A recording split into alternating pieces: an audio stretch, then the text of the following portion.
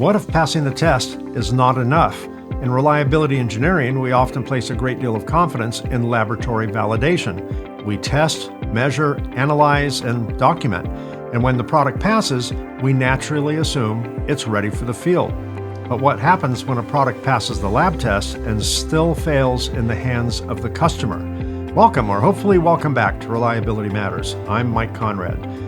Today we're going to explore the gap between laboratory reliability testing and actual field performance. It is a gap that can be costly, frustrating, and sometimes difficult to explain. Products can perform well under controlled test conditions, yet still experience unexpected failures when exposed to real users, real environments, real surface conditions, and real-world variability. My guest today is Dr. Nishith Kumar Reddy Gorla of Core ITS LLC. Dr. Gorla's work focuses on systems-level reliability testing, field reliability alignment, reliability growth, and test-to-field correlation for complex products. His recent paper, System-Level Test Case Design for Field Reliability Alignment in Complex Products, that's a mouthful, looks at why functional reliability test methods may miss important field failure modes. More importantly, he proposes a broader approach to test case design that considers not just the product design, but also actual use conditions, field failure data, end user behavior, service procedures, manufacturing variation, consumables, and product interfaces. This is an important conversation because reliability is not simply about passing a test. It's about understanding how a product behaves in the real world where variables interact. Users behave unpredictably, environments change, and failure mechanisms may not appear until the system is challenged in realistic ways. If you design, build, test, specify, or depend on complex products, this discussion should be especially relevant. Today, we'll talk about why products sometimes pass in the lab but fail in the field, how better system-level test cases can improve field correlation, and what reliability professionals can do to create test methods that more accurately reflect real-world performance. And it all begins right now. Stick around. This is going to be good. Welcome to Reliability Matters, a podcast for the electronic assembly industry. Each episode covers topics related to reliability, best practices, and environmentally responsible assembly techniques, with insights from experts across the electronic assembly industry. Now, here's your host, Mike Conrad. Nishith, welcome to Reliability Matters. I'm happy to have you here today. I'm pleasure to participate in this podcast. So it was nice introduction as well. Well, you have a lot of nice work you've done, and this particular topic is perfect for the show because reliability often somewhere in there is testing and reliability assurance, not reliability assumptions, reliability assurance. Exactly. And sometimes it becomes assumptions. So we're gonna talk about that. Before we get into the technical details of all this, can you tell us about your background and how you became focused on reliability engineering and system-level test design? How'd you get here? So actually, my background is a little different than reliability. So I have my doctoral degree in aerospace engineering from University of Texas at Arlington. Then I was looking for opportunities to move to aerospace background. Then I had a little, a tough time or challenging days getting to the aerospace field. Then I was looking like what would be the next, future step I would like to take, which will align with my, background and those things. Then I started interested in medical devices. Then I was joined as a verification and validation engineer.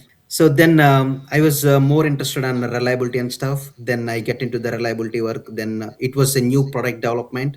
That stage, in the during the initial days, it was nothing in our company on the reliability. Then when I joined, we started reliability testing. Creating from the reliability goal, from the reliability plan to all DFR processes. And I was more focusing on like how we design the test and how we design the test case, and those kind of things are very critical in the reliability field. So then we should have an approach, right? So otherwise you if you want to test some random failure for anything else, then we don't know like whether it's going to happen in the field or not. And it should be realistic, right? Right. So then we created an approach for the reliability test design.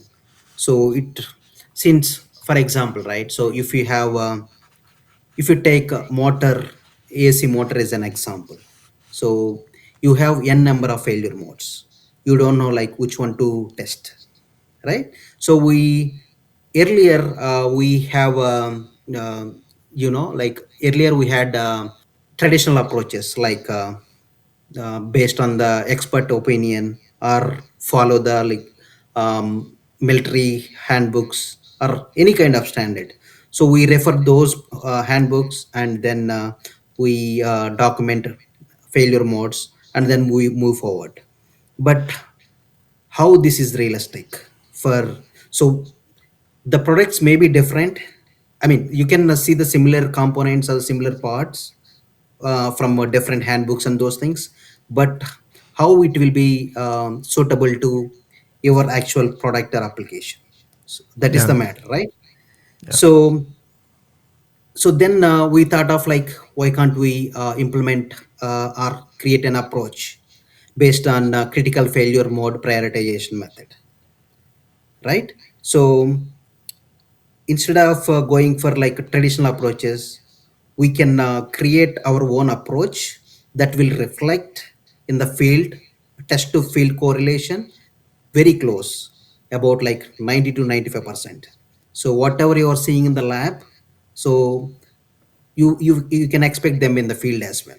So if you test very carefully, or if you test as per the failure modes what we determine from the approach, that will not be in anymore in the field. So you can reduce the downtime, you can you can provide the customer satisfaction, you can basically releasing the reliable product to the field. It's So interesting. You're known now as a reliability expert. Your yeah, doctorate was in aerospace, aerospace, yeah, and that's not specifically reliability, although a lot of reliability goes yeah, along with that. yeah, But it's interesting that the two career paths that you yeah. took, one was Mhm. aerospace, which is highly reliant on reliability, and the other is medical, Yeah. which is highly reliant on reliability. So reliability Yeah. seems to be attracting you. Now, when you started working within the reliability part of Mhm. those industries, did you do so because you saw a deficit somewhere? Did you see a disconnect? Were you trying to solve a problem, or Yeah. what drew you to that? Exactly, like, so we had a previous product in the field already before I joined the company, or before I start working in the reliability field. So we have seen multiple failures for the previous product. So then we go back and check like what happened. Then we realize like we don't have a defined process, or the way we test the products, it's different, or we followed some traditional process, or which may not help product to be successful in the field. So then we decided like, we found the gap actually. So we haven't followed the I mean, we haven't followed the exact, I mean, correct approach to make things will pass in the field. So that's where the connection missed, and then we found out the link.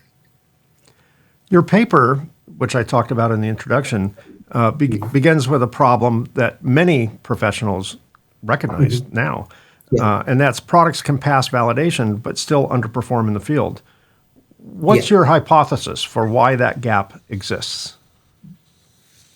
Yeah, exactly. Like, so whenever you are trying to create a test case, right? So, so what basis you are trying to create test case? Are you creating based on just a DFMA, or just field failures, or just a P diagram or FPD, or based on like service or operator manuals? So we should need to identify like what basis we are trying we are creating the test cases. right? That is the main important thing. So if you are just creating based on just one parameter, no, that is not useful. You will get like n number of test cases. So is it possible to test all the test cases within the within available time? So you cannot test every test case, right? So, and also like if you are putting like, so if you are adding so many assumptions to the test case, so we, if something is happened to the product, do you know which one is which one is causing the issue? We don't know, right? So that's where some lag is there, or some gap is there. So so whenever we are designing the test case, we should at least have two parameters and up to five parameters. So Yeah. you should choose at least two, and max we can go for five or four or five. So which will help to find out like which one is which one is giving the what what can we say, which one is giving the failure mode, or which one is causing the issue, and those kind of things. So, based on your recommendation of 2 to 5 Yeah, cases, yeah. what do you think are some of the common reasons lab testing misses real world failures? Are they looking at too many cases? Are they looking at too few cases? Are they not looking at the right cases? What's I your mean, take on that? so I mean, it's hard to predict. Like it's a maybe based. It may be based on like how the product is experiencing in the customer side, right? That is one thing, and how customer is using it, right? That is, I mean, I can say like some of the misuse kind of testing. So we do at some level, but we may not do at a full extent, right? Yeah. So those kind of things may be causing the field failures which we haven't seen in the lab environment. Yeah, In your world, in our world, there's a lot of DFs, DFM, DFR. In yeah. this case, I'm going to ask you about DFMEA, which is Mhm. design failure mode and effects analysis. Right. What does DFMEA do well, and where Mhm. does it fall short when designing reliability tests for complex products? I mean, most of the times it's useful, I would say that, because we are taking so many inputs for the DFMA, which means like, for example, we understand the product better, right? In order to start the DFMA, we need to understand the product better. We should have a functional block diagram, so which will help you to understand like what are the components, what are the interactions between the components, and what are the functions and requirements along with it. And we also create a p diagram, parameter diagram, which will help to understand like what is the input, and what is the system, and what is the ideal function of it, and what are the noise parameters, and what are the control process we are taking into the consideration. So these and all are the inputs to the DFMA. So whenever we are writing the DFMA, divide we divide the system into subsystem into components, and the components we write the function of each component, and we write the failure mode, and we write the cause, we write the effect, and those things. So since we are covering all these things, so I don't think most of the failure modes we are covering in the DFMEA, most of the things, I would say that. Interesting. But it's, as we said, like, so DFMA is not static document, right? So it's a live document. So we use DFMA document all over the life cycle of the product, including the field monitoring also. So whenever we see some failure in the field, also we consider and we document in the DFMA, and we make some design changes or process changes or whatever happening causing that issue, and then we do the testing again, and we move forward. The difference between DFMEA and other tests is DFMEA is really more of a living document for the life of the Live. product. It's constantly being Yeah. updated, and resulting sometimes in retesting and another look at how it's made. Where a lot of other tests are pre-ship tests, so they're kind of test it, forget it, test it and forget it. It's Yeah. done, right? So Yeah, exactly. Yeah. DFMEA is constantly being evolved and Right. improved based on the legacy life of a product, maybe unintended contextual operating environments. Maybe some all of a sudden one part is deployed into a harsh environment that wasn't intended when the product was Yeah, designed. That might be yeah, fed back into DFMEA. sure, sure, sure. You have quite a few proposed frameworks. Hmm. And your proposed framework brings in tools like parameter designs, functional block diagrams, interface matrices, field failure trends, usage patterns, service information, consumables, and manufacturing data. Said all that in one breath. That's a lot of Consolidation. framework. Why is it important to bring all of these inputs together? So that is the thing, right? Like, so we don't know, like, so where we can see the failure mode. So we cannot grab all the failure modes in DFMA, for example, right? So if we are talking about some of the usage patterns or service or operator manuals, so those kind of things we cannot directly implement in the DFMA, right? So those kind of scenarios, we have to have we have to consider like so many other parameters as well to to see the experience, to see the real experience of the impact, or real experience or the impact of the test case what we are doing should be reflected in the field. So that's why I'm considering like just not like DFMA, just not field failure data, just not P diagram or FPD. So we should consider everything, so and blend together and make sure so we are testing the right test case and make sure it should reflect, should be reflect in the actual field. So yeah, that's what I said. Like, so DF we cannot include like operator or user manual or service manual things related test cases in the DFMEA. So we should consider everything so that we'll have fruitful test cases in order to have a better reliable product. This next question really stems from an issue we had. We're an equipment manufacturer within the Mhm. electronics assembly space, so we're part of Sure. the circuit assembly manufacturing Mhm. ecosystem. And when we, in the early days, when we were designing our equipment, we would design it with the intended use in mind. Well, this is what they're going to be using it for. This is the climactic in use environment. It's going to be used in a controlled, humidity controlled, temperature controlled environment like a lab. They're Like, going to put certain types of chemicals in it, which we're all aware of. We all know, how to handle those chemicals. And then you get a customer that didn't read that part of our thoughts, right? They're doing something we never expected. They're pushing buttons out of sequence that we never expected. sure. So you make a distinction between testing from the engineer's point of view and testing from the end user's point of view, Mhm. which is Yeah. what we had to start doing. Yeah. What changes when test designers start thinking like users rather than engineers? Yeah. So as I said before, like, so we should generally as an engineer, if I want to do the testing, right? So what I look is like I go for any of the standards and I look for the failure modes, and based on the failure modes I come back and design a test case. So that is the engineering point of view.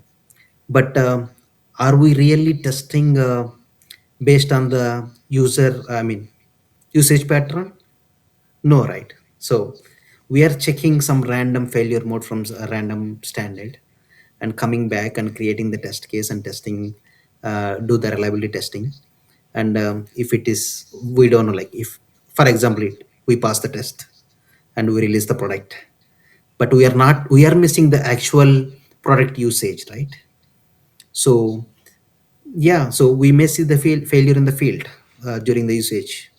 So that's where I was putting in the paper saying like, so we should test in the engineering user point of view rather than the engineering point of view, engineer point of view basically. So here we are including everything. So we are including service manual and operator manual as well. So we don't know like whether user will follow the instructions, user manual or not, whether service person use I the can I service can manual tell you I correctly can or tell not. you firsthand they won't. Yeah, That's the exactly, first right? assumption that we now make. I'll Yeah. tell you an anecdote. In the early days of my company, Hmm. I did a lot of things. I did sales, I did service, all the things that Right. when you start up a company out of your Hmm. garage and you start slowly building it, you're doing everything. And Yeah. I am not a reliability or test engineer. That's not Hmm. my forte. Sure. But I've got a lot of common sense, Hmm. analytical minded. So Yeah. when a when a machine would do something it wasn't supposed to do, the Right. way I learned to diagnose Hmm. problems in my simple brain is okay, what if I intentionally tried to make the machine do that thing that Hmm. it's doing that it's not Yeah. supposed to do? What would I have to do to cause the machine to do that? And then I start looking there. So I remember going out into the field and the machine was doing something. I forget. I think it was like Hmm. overflowing with water. Build cleaning Sure. machines, and and there's only a handful of causes that can cause that. One of them is a float switch, a sensor that detects when Sure. a certain tank is full. The sensor must be Yeah. bad. Nope, Hmm. sensor's good. Okay, there are solenoids that turn off and on. The solenoid must be stuck open. Nope. Right. It's perfect. We 100 cycles in a row. Could not make it fail. And a few other Okay. things. And I started thinking, well, if I were to try and duplicate this problem, if I were to try and make the machine overflow, whatever the case was, Right. I would have to disconnect the float switch or Right. put a bunch of debris in my incoming water line so that the solenoid diaphragm would get stuck on this debris and whatever. And I'm like, that's the only way I can think of making this particular event happen. And I told the customer that. And he goes, well, what do you consider debris? Like, scary question, but anything that you don't expect to be circulated around the machine that's not soluble, that doesn't dissolve, that gets caught up in Hmm. the plumbing. And he says, like raw solder paste? Like, yes, that would do it. And I'm like, but this machine is not designed to clean raw solder paste. It's designed to Right. clean post reflow assemblies where all the solder Sure. paste has been melted and is Hmm. stuck to the board. I mean, Yeah. he goes, well, we throw misprints in there. Like, okay, Yeah. no solvent, no chemical, no water Hmm. will dissolve Hmm. spheres of solder. They're all Sure. going to accumulate in the plumbing. Just like if you just eat too many cheeseburgers for a lifetime, your arteries are going to get clogged up. That's what Yeah. happened. And but we never thought that Hmm. someone would put, you know, illegal things, illegal from our point of view, illegal things in the machine. So we had to go back, not through a formal DFMEA, but in a very informal tribal version of that. We had to go back Yeah. and design special filtration systems within the machine to account for things that we did not allow in the machine, right? Makes sense. Yeah. So problem solved. But that was Yeah. something we didn't think about when we were designing the machine. It's like, well, Sure. no one's going to put this in there. They're not going to clean their dishes after lunch in the machine, although Yeah. they have. But now you get a clogged filter. You don't get a overflow in the floor. Yeah. That's One of something. the ideas in your paper is that system level failures often come from interactions between variables. We're all pretty good about testing variables, but then you Right. start combining variables, and now Right. the the potential causes just rise exponentially, right? Right. Huge combinations. Can you explain Yeah. why testing one variable at a time may not reveal the most important failure modes? Yeah, like so. I mean, the purpose of the test approach is like so. We should have a minimum of two and a maximum of 4 or 5 parameters. So if you are just testing the one parameter, so do you have that much of time to test all the parameters, all the test cases? So if you want to launch the product, right, Right, within like next 2 years, so right. you if you It'll never make it to production. yeah, so we don't know like if you started to test each and every test case, it will take forever. I don't know like it will generate like I mean, it will generate helpful insights or not. So if you are combining one or two, I mean at least two parameters, then it will, for example, right? If you take like infusion pump, so if you are combining one parameter from DFMEA, one parameter from usage pattern, so that you know what you are looking for in the DFMEA, like actual function failure mode of the particular component, and also like how user going to use the product with that component. So if you're combining both, like you are testing like which will make sense.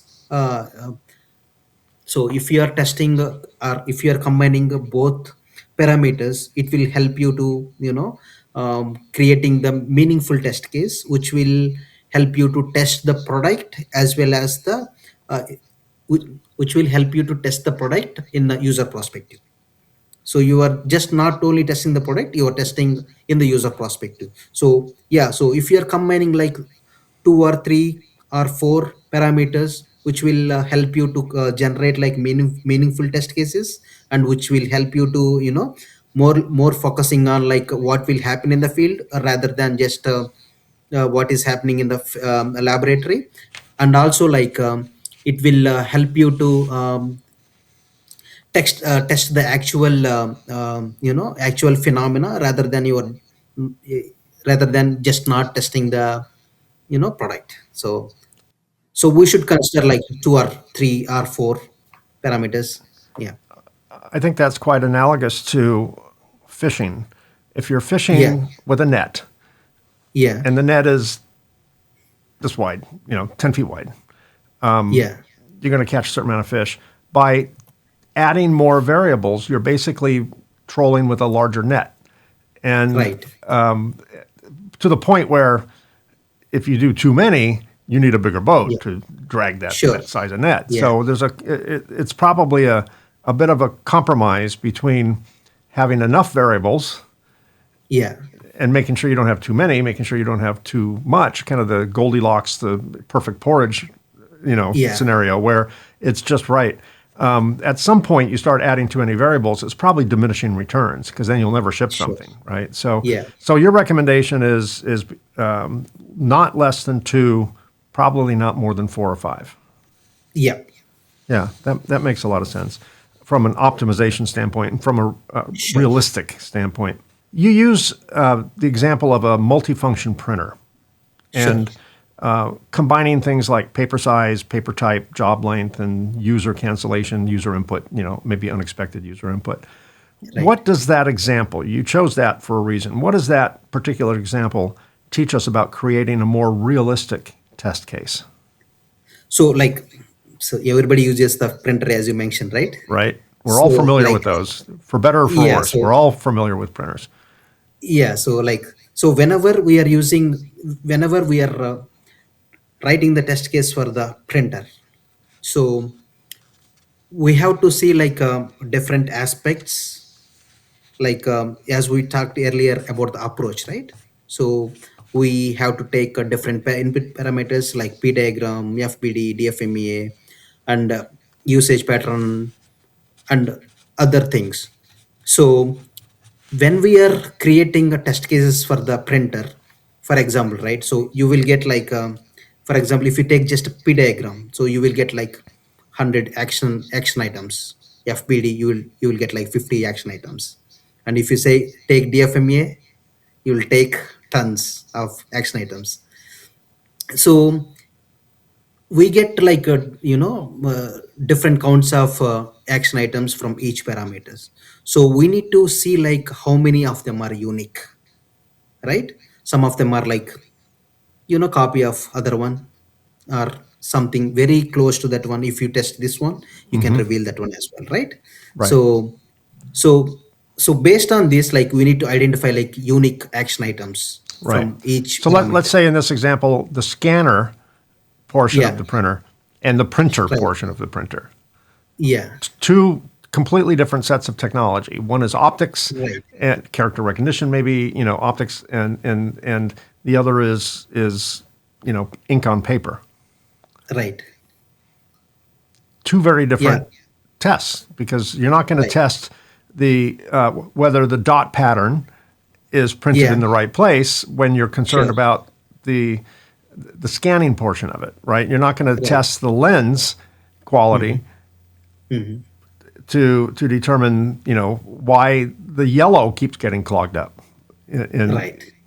multi in a Yeah. colored printer. So yeah, I see your point. So multifunction, if people are building multifunction devices, which we tend to do with electronics more than ever, Yeah. that those are more variables, not Sure. just human interface variables, but those are real production variables and test variables Yeah. because there's so many Right. different functions within one product, and you probably have different FMEA protocols for each function of one Yeah. machine. Yeah, Yeah. that can multiply out pretty quickly. Right. So like we talked like so each one is generating hundreds of action items. So we cannot test everything. So we need to find out the unique ones, and also we need to club together. So Yeah. we have like for example we have like 300 or 400 unique test cases count. So then we need to divide into like so test case matrices like so 3 to 5 contains like 50 to 20 200 job range, right? 3 to so we need to divide like 3 test matrices, and we need to divide all the action items, and move on the relevant test matrix, and then we test based on the test matrix. So we test matrices. Yeah, so this is the thing, right? Like so people will generally confuse between test matrix and test case, and so people think test matrix is something different, unknown. So it's basically a test case. So it's a bunch of test cases come undergo as a test matrix. So we test the test matrix, and we test different test cases under the test matrix. Yeah. Again, I'm not a reliability expert, but I know that for the sake of this question, there's a million tests out there, but for the sake of this question, there's two types of tests. There are tests that test whether a product will work within a certain range of, let's just say, temperatures, just as an example. Right. And then there are tests that find out where the breaking point is. Right. How important is it to not just test within the expected operational conditions, but actually break a few parts intentionally to find out how close you are? Let's just assume that the printer, let's go back to the printer. The printer prints beautifully well when the ambient temperature in Fahrenheit terms is between 35 degrees and 87. Right. And we test it in those environments because no office is 35 degrees, no office is 87 No. degrees. So that seems like a fair number. So we test it. And the Right. humidity is, 35 to 60%. Right. And it tests beautifully in those conditions. And then Yeah. someone buys the printer, they take it out to a safari in Africa. It's now 104 degrees and the humidity Yeah. is 98%, and it Yeah. fails. So Sure. how important is it, at least for some limited testing, to understand where the breaking point is? What is the actual of course. physical limit of a part, so that you don't mistakenly think, oh, this is going to be good, but you're actually 2 degrees away from it failing and you never saw it because you never tested for that. Does that make sense? Exactly. Like, yeah, that makes sense because so when you see like so we do this kind of testing mainly for the electronics, right? You know very well about electronics. So if you take PCBA, so we know like for example we operated the maximum temperature inside any housing or whatever the component. We say it's a 50 degrees Celsius, right? Yep. So but the surrounding temperature is ambient generally, like. Yeah. But so what we do is like we do accelerated life testing, right? So we test it generally, like we don't test at the nominal temperature. We elevate the temperature where um, without damaging the parts because of our stress level, right? So we elevate the temperature to where the PCB or the component on the PCB or the printer, whatever, can withstand. And then we apply the stress and reduce the cycle time, and we perform the test. So this is mainly for like to demonstrate the reliability of the product, or to understand the useful life of the product. And also like we also need to do highly accelerated test for some cases to find, as you mentioned. So if you operate at whatever 101 degrees Celsius or whatever, Yeah. That's it the will fun fail. test. That's where you get to break things. Yeah, exactly right. So if you perform like highly accelerated tests, we don't know. Like, so if we are operating, for example, the maximum temperature for the particular component can withstand is like 90 degrees Celsius, right? So if you are elevating the temperature, you are testing for something else which you don't know, right? You don't know the failure mode what you are looking for, but you are going to test at higher temperature to find out the design weaknesses and make sure we can modify our design a little bit to withstand the particular temperature. And then we do the testing and release the product.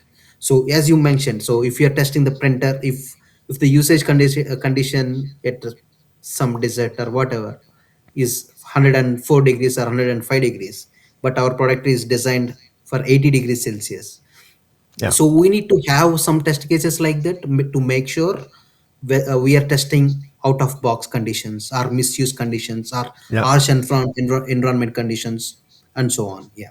Right. Well, that also, it's not only to test to make sure it can operate in those misuse conditions, because no one really Right. puts that type of reliability in a part, but No. it does help document the failure mode so that when a Sure. part comes back on an RMA and they say, oh, no, Yeah. we ran it in a cooler. No, Yeah. because Right. the Sure. diagnosis is consistent with Yeah. this particular part was exposed Yeah. to temperatures beyond its operating certification, right? Its Right. specification. Yeah. Your paper discusses something which I think is really important, not just in reliability, but in any kind of testing, and that's closed loop processes where field data continuously improves future test design. Right. What should that feedback loop look like inside an organization? Okay. So this entire methodology is data driven, right? So which relies on like multiple input sources, as we mentioned.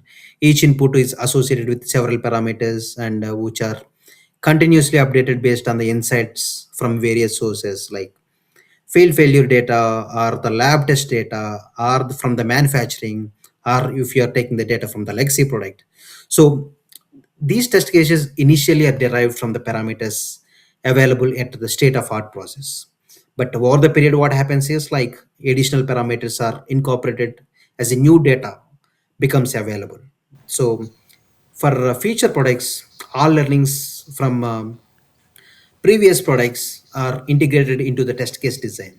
So when test cases are like moving forward with like multiple products, or the correlation with actual field performance increase significantly, often reaching up to 95%.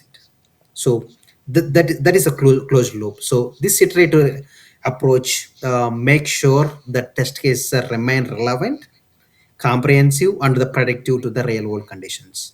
So for example, if you take one legacy product which has like 4 to 6 parameters, and which has like 60% in the reliability, and if you move to the second product and you consider like 7 to 12 input parameters, which will help to which will also include like what are the field learnings, what are the test learnings, what are the service learnings, what are the manufacturing learnings, and so those can be incorporated in the test cases for the product too.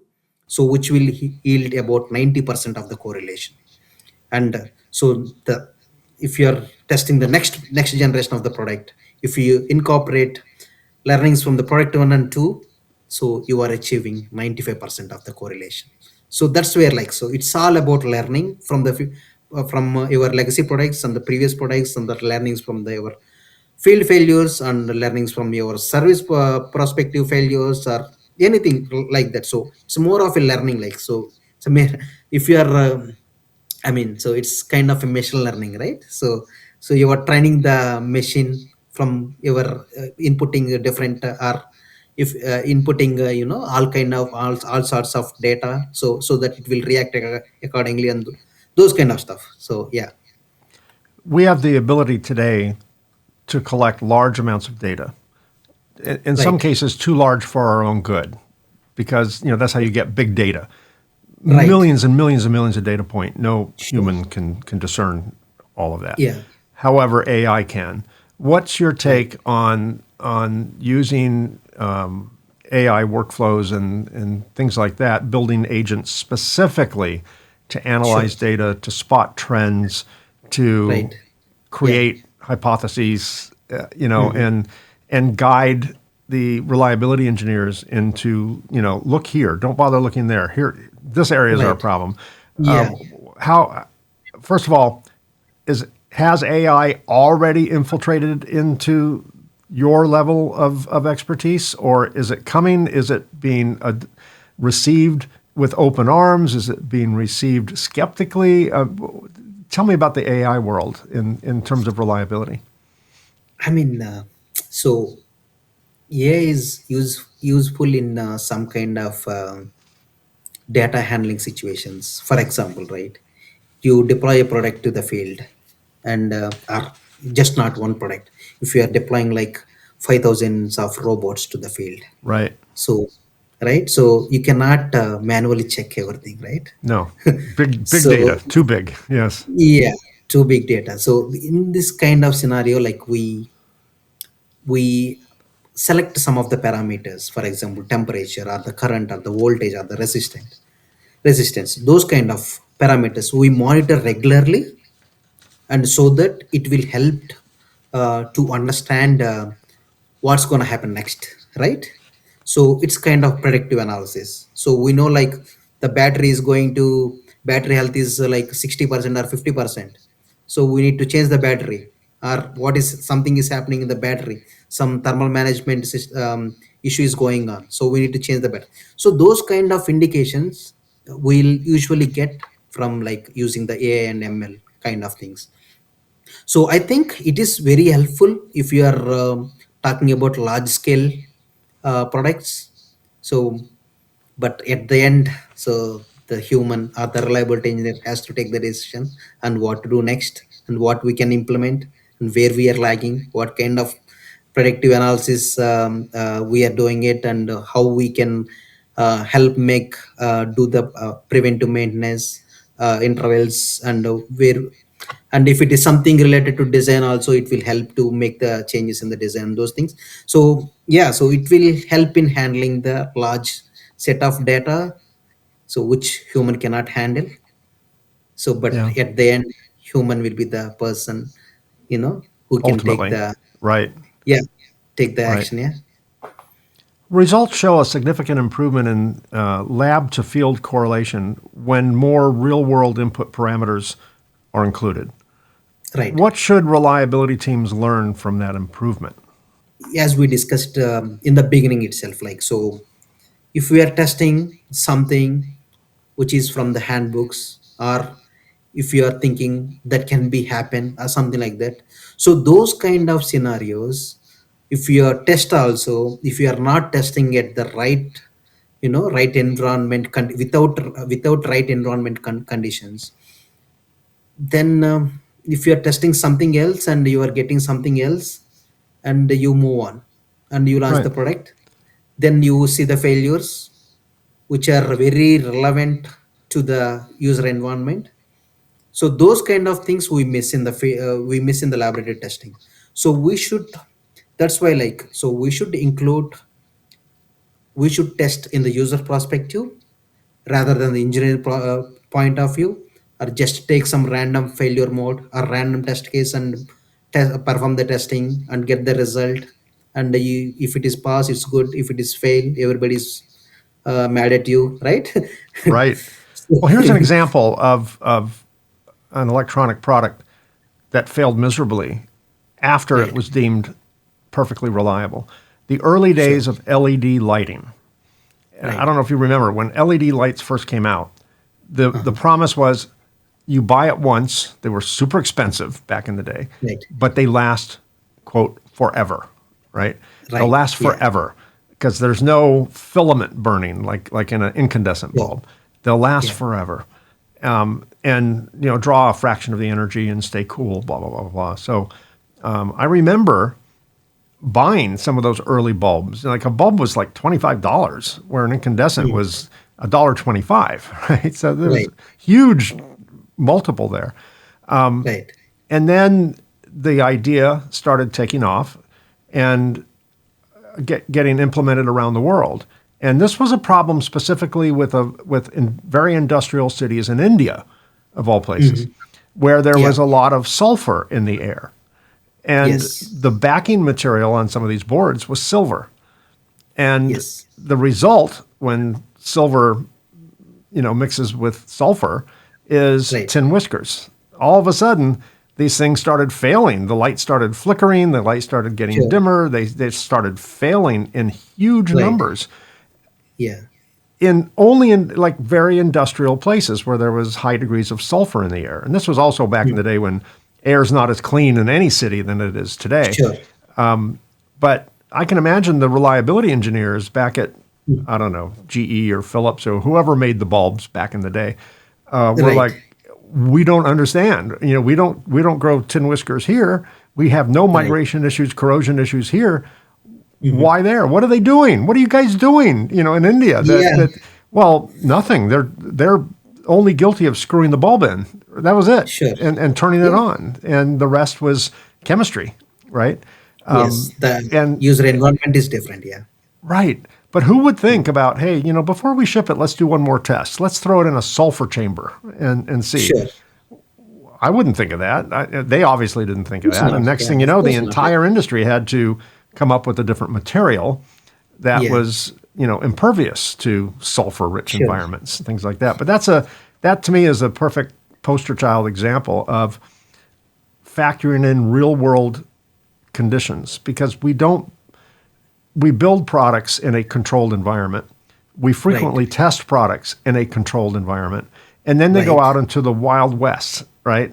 Where they're Yeah. dropped, they're exposed to harsh chemicals, they're Sure. exposed to harsh temperatures, harsh humidity conditions, all sorts of crazy things that Yeah. humans do, stupid human tricks that we do with our Yeah. devices. And, they go where we go. And we go to some pretty nasty places sometimes. And Yeah. the electronics, they're conscripted. They're coming with us. So it is challenging in terms of Hmm. how ubiquitous electronics are today to test for every potential environment where people might be, or Sure. even where people aren't. Space, turns out, is a very challenging problem because they have extreme temperatures, super hot, super cold, depending upon their Yeah. how they're facing the sun.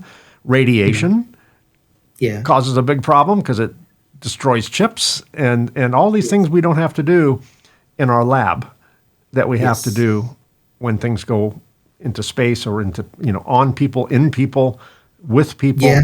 all of that. I mean, so that is also one of the things, right? Like, so when you don't test in those kind of environments, and then you launch the product. So then customers started to report the issues based on these symptoms and those things. So then you come to know, like, so okay, this is happening, right? So then you try to test those things, and if you want to make some design changes, or if you want to add some extra paints or whatever, right? So you can do those modifications and you validate, again you launch the product. So those are the learnings from the field, so which will help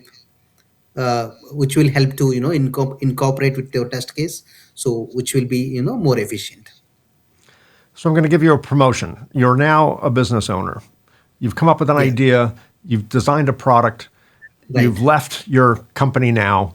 You've started Sure. your own company, and you're Yes. building a widget. But you don't have a Yeah. lot of money. You're underfunded, like pretty much every startup is. Yeah. So for companies like that can't afford a large reliability Right. team, a lot of expensive test gear, where's the best place to at least start for people who I mean, so aren't doing what I it would now? do- For you, when you're Yeah. just starting up, what's the first bite at the apple look like?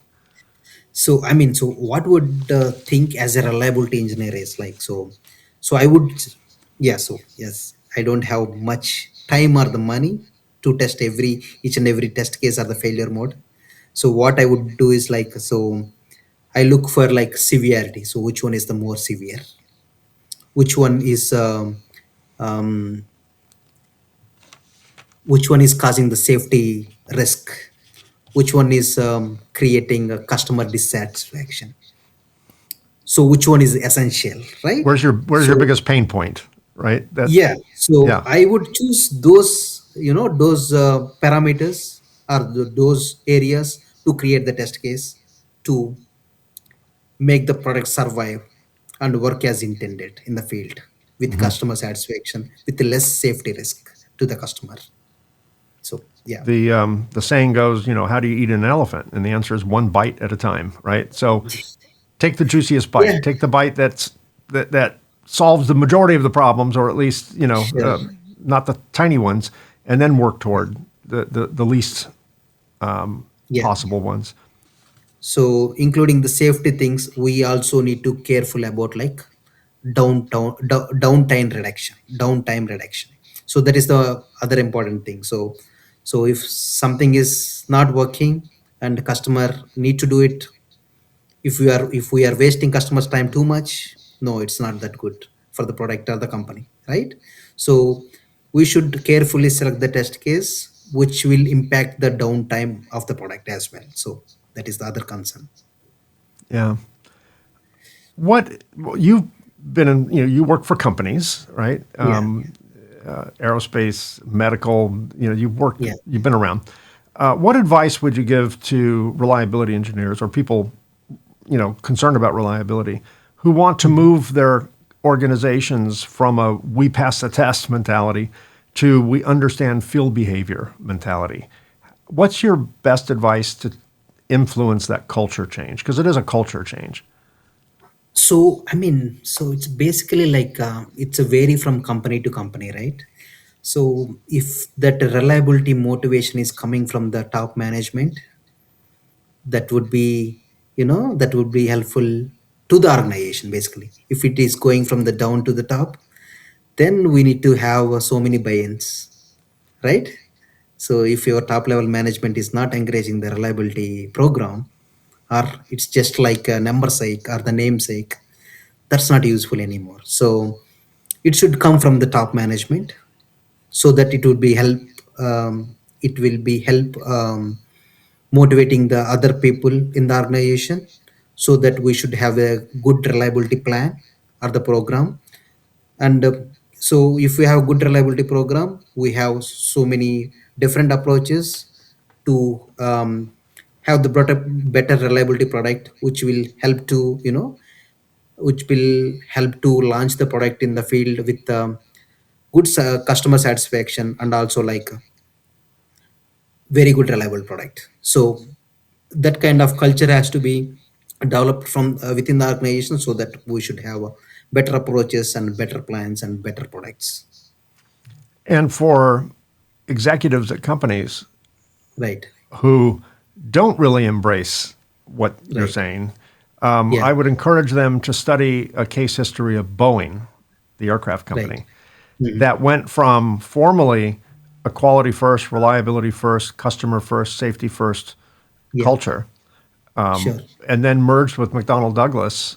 They bought Mhm. McDonnell Douglas, but inherited the McDonnell Douglas culture of shareholder first and profits first. Okay.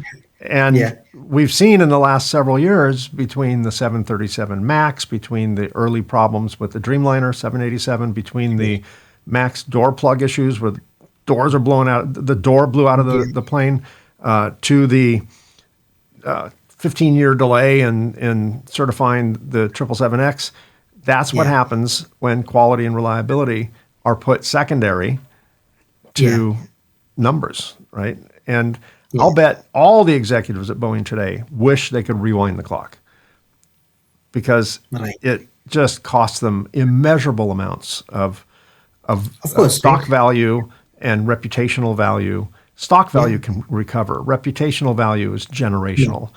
Pilots who don't trust Boeing today, you'll have to wait for their children to become pilots. And even Sure. half of them will remember what mom or dad said. And Yeah. it's going to take a couple generations for that to be restored.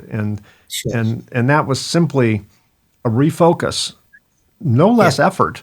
They put all the effort that they were putting into quality and reliability, and they redirected it to profit and stock value and shareholder value and dividends, buybacks, all this stuff that made them look really good on paper until they started killing people. And you can't get back from that, not quickly.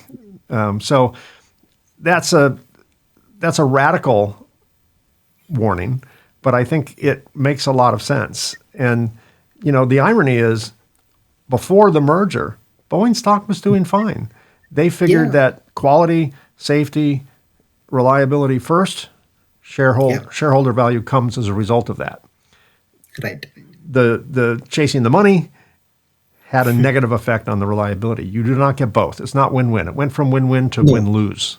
To win-lose and then lose more, ironically. So, So I think we cannot underestimate reliability. That's one of the reasons this show exists, so I can talk to fantastic people like yourself that are subject matter experts, all in various parts of the assembly arena to make sure that we're building products that are more reliable than they ever have been in the past, because electronics are more ubiquitous than they've ever been in the past. They're more central to our safety, our health, our communication, our transportation, our entertainment, everything than they ever were at any time in the past. And it's just going to get more ubiquitous, right? So now is the time really to focus on reliability. Now's the time to implement these systems. Now's the time to use the tools that are emerging at record speed, I'm thinking AI in this case, to assist us in that process. And I think with the AI tools alone, the costs of implementing and discerning all that data and coming up with actionable insight is much lower than it used to be. Because before it would take hundreds of engineers to comb through all the data to spot a trend that AI, an AI agent can do in 4.5 seconds. So that is true. Yeah. So I think it's easier, and it's more urgent than it's ever been in the history of electronics. So that is true. I remember using AI for derating for one of the PCBA. It's if you want to do the derating analysis for the PCBA, you have thousands of components. You want to do the derating for each and every component. It takes forever, right? Yeah. So if you use the AI and we have all the information required for all the components. So we have information regarding the resistors, capacitors, whatever. So AI knows everything, right? So it will do within 2 hours, right? If the human want to perform, it will take at least a month. And once the prompt's designed and once the data is already in, it's seconds after that, right? Just calculation, right? Yeah. Well, Dr. Nishith Gorla, thank you. This has been a great conversation. I really love talking about reliability, and a lot of times when I'm talking to my guests, they're connected to reliability a little bit remotely. You are directly connected to reliability. You are Mr. Reliability. So thanks for doing what you do. Thanks for sharing what you do with me and my audience. That paper was great for my audience who would like to read that paper that was published recently. I'll have a link to that in the show notes. If you're watching this on YouTube, look right down here, right below me. It says See More, and you can click that, and there'll be a link to download that article directly from the magazine. And if you're listening to this on your favorite podcast app, look at the show notes on your favorite podcast app, and that information will be there as well. Thank you so much, Nishith, for being my guest. I really enjoyed the conversation. Yeah, me too. Thank you so much. And that's a wrap on another episode of Reliability Matters. Thanks for being part of our Reliability Matters family. Whether you listened on your favorite podcast app or watched on YouTube, I really appreciate you being here. If you haven't already, hit that subscribe button so you don't miss future episodes. A big thanks to PCB Chat from the Printed Circuit Engineering Association at pcbchat.com and Ascendo Reliability at reliability.fm for syndicating the show. Got a question or an idea for a future episode? We'd love to hear from you. Visit reliabilitymatterspodcast.com. Thanks again for being here. Until next time, keep learning, keep doing it right, and remember, reliability matters. I'll see you again in 2 weeks. Thanks for listening to the Reliability Matters podcast. Join us on the second and fourth Tuesday of each month for new episodes of Reliability Matters.